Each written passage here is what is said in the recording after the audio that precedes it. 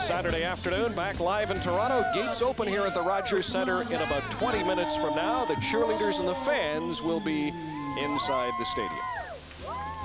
One of the major issues facing the Canadian Football League is the future of its commissioner, Tom Wright. Will he stay or will he go? A couple of weeks ago, several governors tried to have Wright fired. Sponsors and fans spoke up, and so far, he is still the commissioner, but he is yet to sign a new contract. We'll hear from the commissioner in just a minute, but first, to set the scene once again, here's Elliot Friedman. It's rarely been Tom Wright's fault, but his tenure as CFL commissioner has seen some strange controversy. 3 years ago, infighting among the Board of Governors during Grey Cup week in Edmonton had him sitting around for a couple of days waiting to see if he'd even get the job.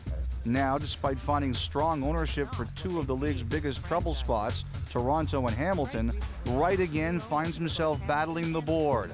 A mess he inherited, not created, the Ottawa Renegades, threatens to undermine his control.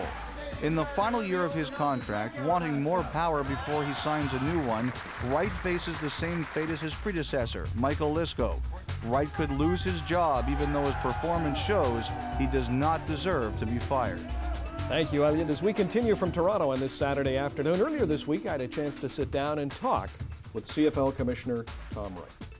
Stability is the word I hear used to describe the Canadian Football League as the new season begins. There's a concern, though, there is a lack of stability in the league office concerning you. Do you have a new contract? Are you staying? Are you going? Well, Brian, I'm right in the middle of the process of renegotiating my contract, and I'm really encouraged that the Board of Governors have decided to enter into those conversations with me. I have every expectation that we'll be able to find the right solution that makes sense for the board, makes sense for me as a manager, and makes sense for the Canadian Football League as well. All anybody wants to do, any commissioner in any league, any CEO of any organization, they want to be provided with the tools, the resources, the support and the information to do his or her job. And I think under those circumstances, I'd like nothing more than to continue as the commissioner. What you're saying to me is the position almost has to be redefined. There needs to be more authority in the commissioner's hands. Well, I think there needs to be the appropriate amount of authority. I think you need to have visibility and transparency in terms of what I'm trying to do as a commissioner. And I think it's really important as I work with media, as I work with our corporate partners, as I speak to fans across the country, that I can represent the best interests of all 9 teams. And you have to remember that our league is very much a microcosm of our country. We've got teams that are East and West, French and English, small market, large market, community-owned, privately held.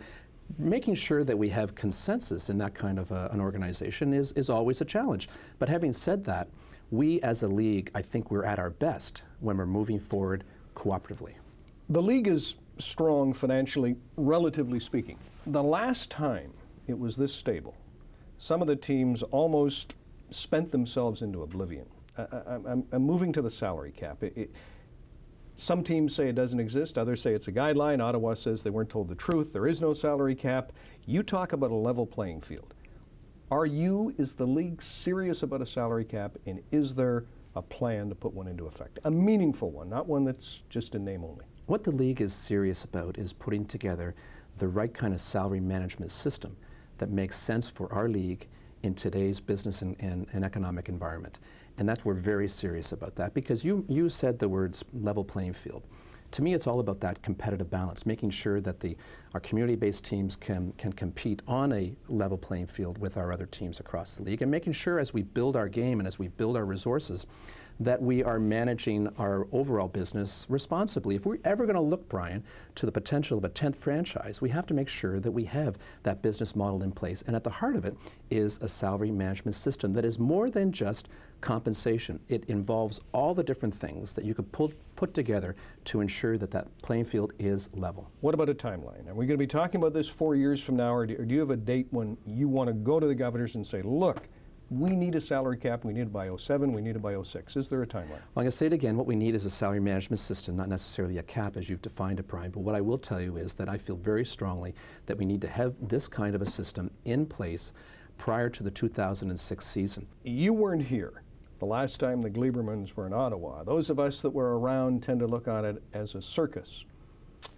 Is it fair to say, here the league goes again, walking down a road to disaster, or have the Gleibermans changed? Have they learned anything? I think it's unfair to say that that we're going down that same road.